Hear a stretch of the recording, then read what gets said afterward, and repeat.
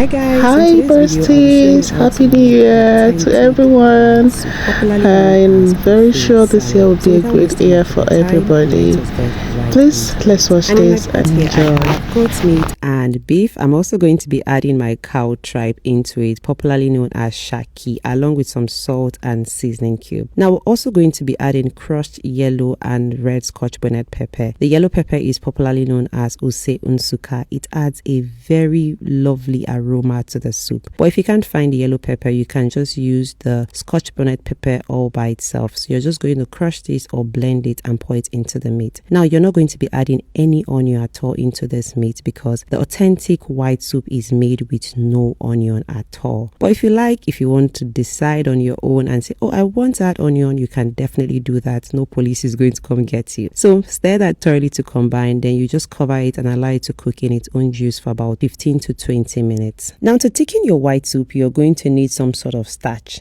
The authentic white soup is thickened with pounded yam. So you're just going to go ahead and peel your yam and cut it into small sizes. I'm going to be using some part of this yam for making pounded yam, which is going to be the swallow for the soup, and the rest I'll be placing it into the pot of meat. Now if you're in a place where you cannot get your hand on fresh yam like this, you can use poundo yam flour, and if you can't find either the yam or the poundo yam flour, you can use corn flour. You can also use oats, potato starch, just some sort of starch that will help you bind the soup together. A little bit of it actually works.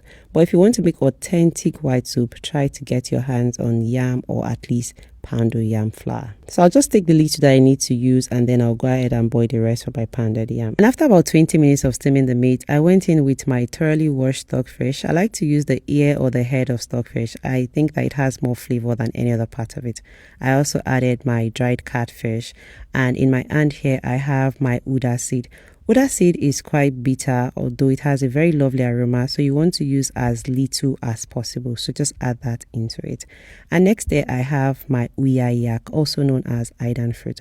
For you to get the best flavor and aroma out of this, just flame it up for a few seconds. Just place it onto your stove and then just flame it up, and then you place it into the pot of meat. And next you're going to go in with some yam, just enough yam that will be enough to thicken the soup. Add some water if you have to, and you just stir this nicely and then allow it to cook until the yam is ready, which will be about maybe 10 minutes max. 12 minutes the yam should be thoroughly cooked. So just stir it nicely, cover it and let it cook. And while that is cooking, let's go ahead and prepare the rest of the spices. And in my hand here I have ehuru, also called calabash nutmeg. And next you're also going to be adding this tiny berry of seed called uziza seed. Now you're going to place this into your pot. You want to just heat it up a little bit.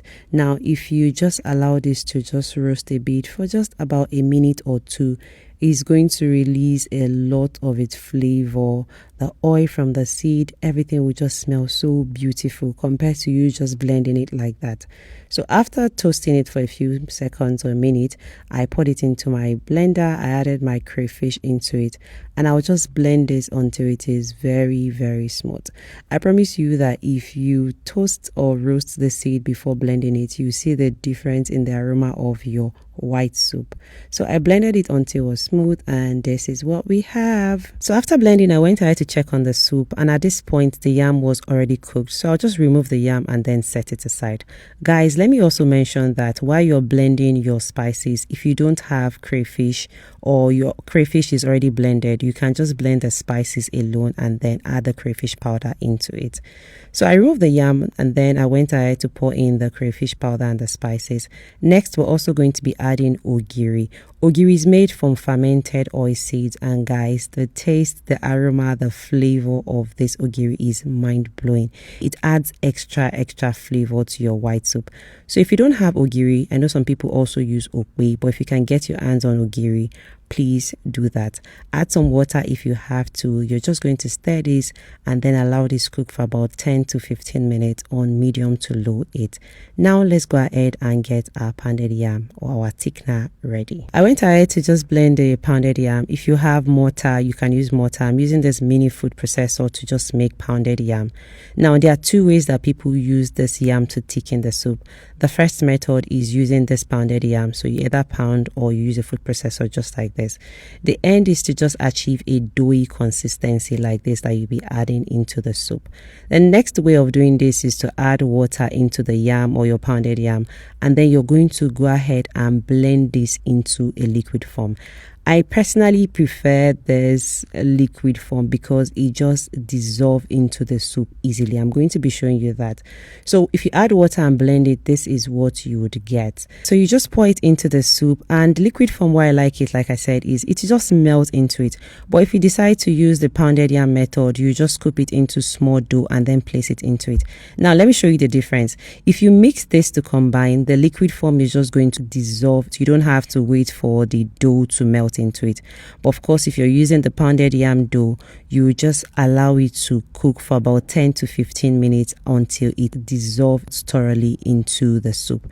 So you just cover that and let it cook for about 15 minutes while we go ahead and prepare the leaf. And the leaf in my hand here is what we're going to be adding. Is called uziza leaf.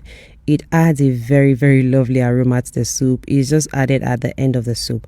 So you're going to wash that thoroughly and then slice it. Now, other than it adding aroma to the soup, I love how beautiful it looks. It gives it this very beautiful finish as a garnish as well.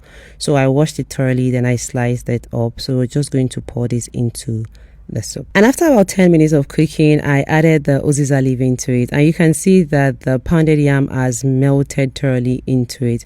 You just allow this cook for about a minute or two. Make sure that you remove this uyayak from it. Don't serve anybody with uyayak or the uda seed as well.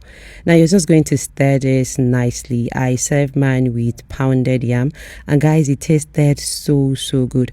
I promise you that if you follow this method to cook your white soup next, you're not just going to love it, it will be the only way you would ever want to cook your white soup. So if you have any question, please leave it in the comment section, and thank you so much for watching. I'll see you in my next one. Have a wonderful day. Bye.